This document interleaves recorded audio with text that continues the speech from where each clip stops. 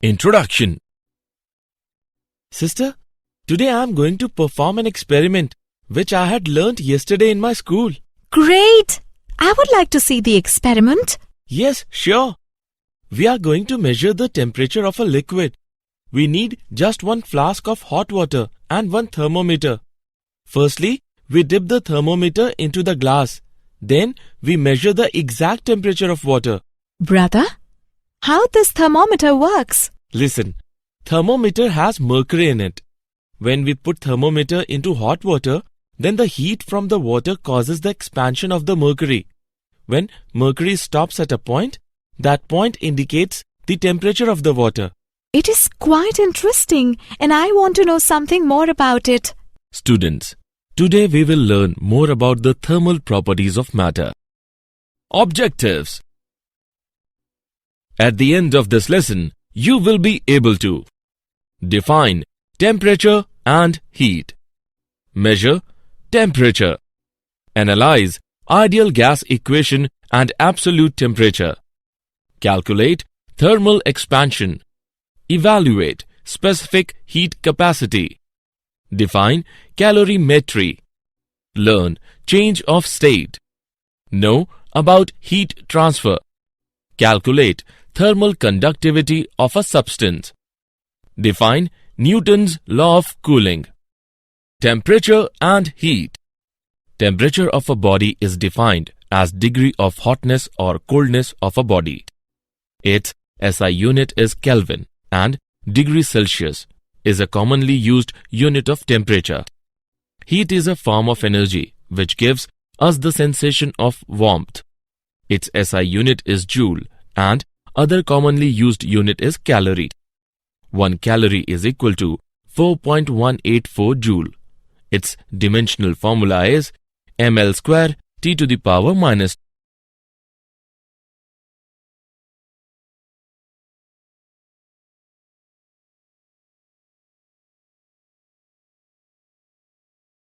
Measurement of temperature.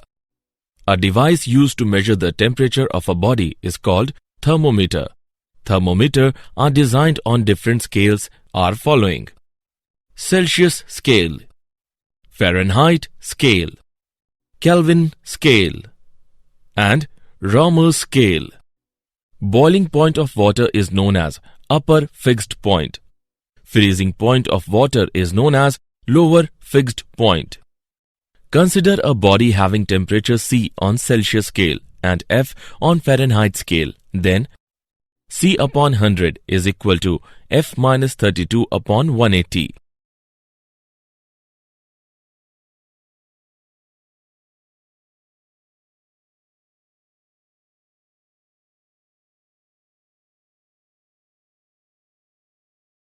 Example. Let's take an example on measurement of temperature. A newly designed thermometer has its lower fixed point and upper fixed point marked 5 degrees and 95 degrees respectively. Compute the temperature on this scale corresponding to 50 degrees Celsius. Let's see the solution. Let theta be the temperature on the scale corresponding to 50 degrees Celsius. Then theta minus 5 upon 95 minus 5 is equal to C upon 100. On simplifying, we get theta minus 5 upon 90 is equal to 50 upon 100. Hence, theta is equal to 50 degrees. Thus, the required temperature on the scale of the designed thermometer is 50 degrees.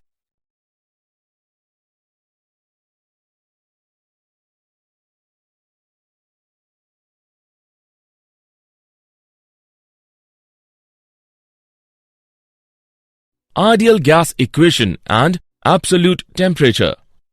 All gases at low densities exhibit same expansion behavior. Since PV is equal to constant and V upon T is equal to constant, then PV upon T is also constant. This relationship is known as ideal gas law. Ideal gas equation may be written as PV is equal to mu RT, where mu is equal to number of moles in a sample of gas and R is equal to universal gas constant. In constant volume gas thermometer, temperature is read in terms of pressure. The temperature at which all molecular activity except vibration ceases is known as absolute zero. It is a theoretical value derived by calculations and projections from experiments with the behavior of gases at extremely low temperatures. Absolute zero is estimated to be equal to minus 273 degrees Celsius.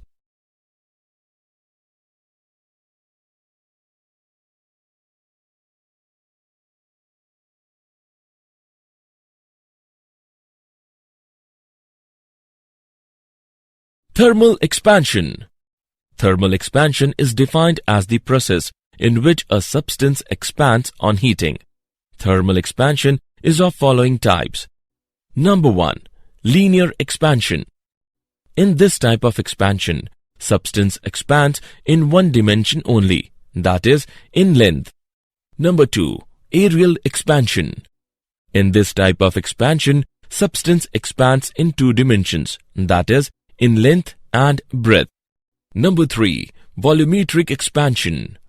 In this type of expansion, substance expands in three dimensions, that is, in length, breadth and height. Linear expansion. Consider a rod of length L, which is heated by a temperature delta T, and let its length become L dash. The change in length is directly proportional to the original length and change in temperature. It gives L dash minus L is directly proportional to L delta T, or L dash minus L is equal to alpha L delta T. Value of alpha is equal to L dash by L upon L delta T, where alpha is equal to coefficient of linear expansion. Coefficient of linear expansion of the material of a rod is defined as the change in its length per unit original length per unit rise or change in its temperature. Areal expansion.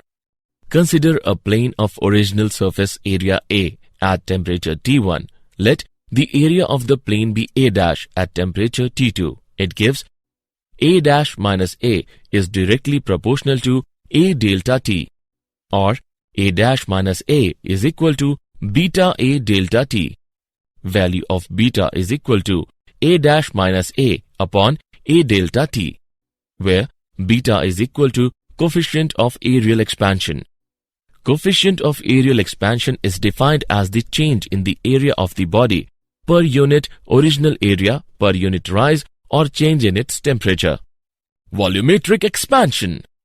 Consider a spherical body of original volume V at temperature T1. Let the volume of the body at temperature T2 be V dash. It gives V dash minus V is directly proportional to V delta T, or V dash minus V is equal to gamma V delta T. Value of gamma is equal to V dash minus V upon V delta T, where gamma is equal to coefficient of volumetric expansion. Coefficient of volumetric expansion is defined as the change in volume of a body per unit original volume per degree rise or change in its temperature.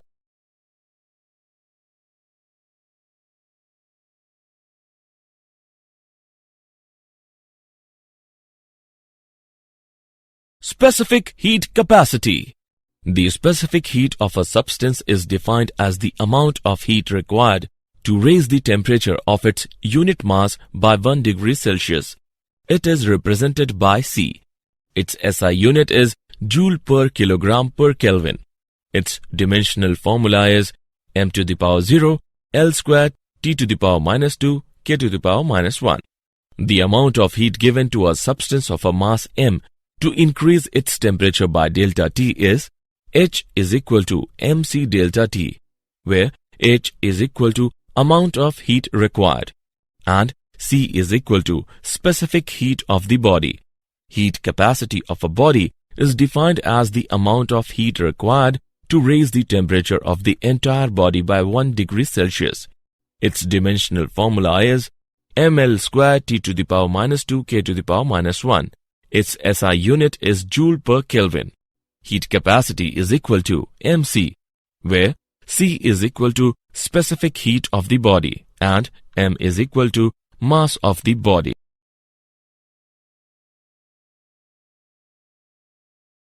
Calorimeter. The method in which a quantity of heat either absorbed or given up by a body is measured is known as calorimeter. Heat loss or gain is equal to ms theta, where m is equal to mass, s is equal to specific heat of the material, and theta is equal to change in temperature. Calorimeter is based on the principle of conservation of energy. It states that heat lost by the hot bodies is equal to heat gained by the cold bodies. The essential requirement for calorimeter are: no heat escapes out from the calorimeter, no chemical reactions takes place between the different substances taken. Change of state. Matter normally exists in three states: solid, liquid, and gas. A transition from one of these states to another is called a change of state. Melting. The change of state from solid to liquid. Melting point. The temperature at which a solid and its liquid are in equilibrium at any fixed pressure. Vaporization. The change of state from liquid to vapor. Boiling point. The temperature at which the liquid and the vapor states of the substance coexist. Fusion. The change of state from liquid to solid. Regulation. Successive melting under pressure and freezing when pressure is relaxed at the surface at the interface of two blocks of ice. Sublimation. The process of transformation directly from the solid phase to the gaseous phase without passing through an intermediate liquid phase. Latent heat. The quantity of heat absorbed or released by a substance undergoing a change of state, such as ice changing to water at constant temperature and pressure. Heat transfer. Heat can be propagated in three ways. Number 1, by conduction. Number 2, by convection. Number 3, by radiation. Conduction. Heat transfer from one end of a solid substance to its other end without the actual movement of constituent particles. Convection. Heat is transferred from the higher temperature region to the lower temperature region due to the actual movement of constituent particles. Radiation. Heat is transferred from a body at high temperature to another body at lower temperature without having a direct contact between them.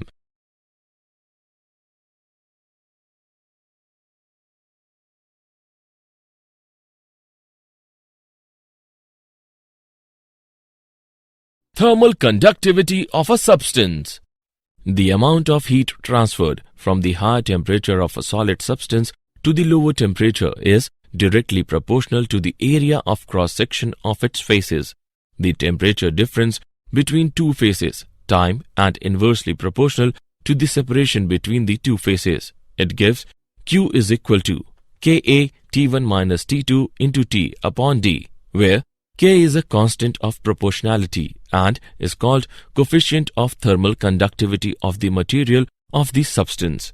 The coefficient of thermal conductivity of a substance may be defined as the amount of heat transferred from one phase of a unit cube of that substance to the opposite phase in unit time when these two phases are maintained at a unit temperature difference.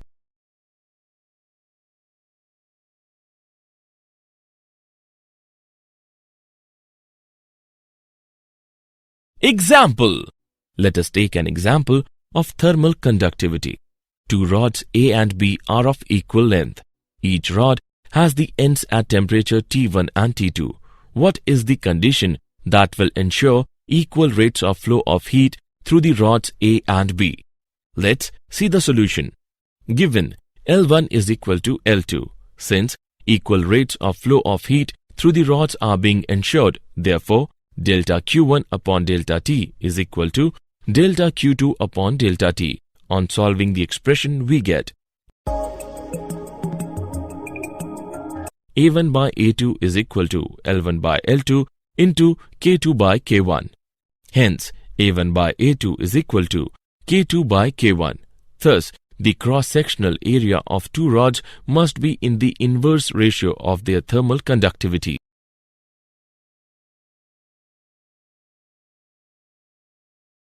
Newton's law of cooling.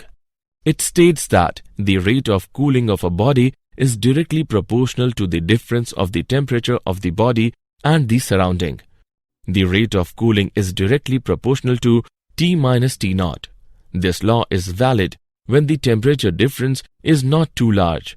Let's see the proof. Consider a body at a temperature T surrounded by a temperature T naught. Then the amount of heat energy emitted by the body per second is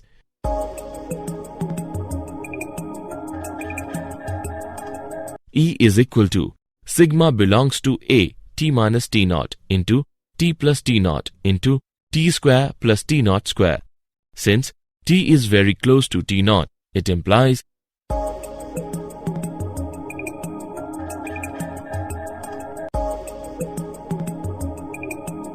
E is directly proportional to T minus T naught. Rate of cooling is directly proportional to T minus T naught. It proves Newton's law of cooling.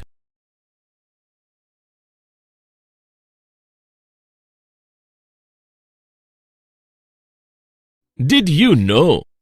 Calorimetry is the science associated with determining changes in energy of a system by measuring the heat exchanged with the surroundings. For an ideal gas, the volumetric thermal expansion depends on the type of process in which temperature is changed. Two known cases are isobaric change, when pressure is held constant, and adiabatic change, where no work is done and no change in entropy occurs. Newton's law of cooling is used to model the temperature change of an object of some temperature placed in an environment of a different temperature. Summary. Let us summarize what we have learned. A device used to measure the temperature of a body is called thermometer. Thermal expansion is defined as the process in which a substance expands on heating. Heat capacity of a body is defined as the amount of heat required to raise the temperature of the entire body by 1 degree Celsius. Calorimetry is based on the principle of conservation of energy, in which heat lost by the hot bodies is equal to the heat gained by the cold bodies. Transfer of heat by the collision among the molecules with their neighbor molecule is called conduction. Convection is the heat transfer mode in which the molecules move from place to transfer heat. Radiation is the fastest mode of heat transfer, which does not require any medium. Newton's law of cooling describes that the rate of loss of heat by a body is directly proportional to the difference in temperature with the surrounding.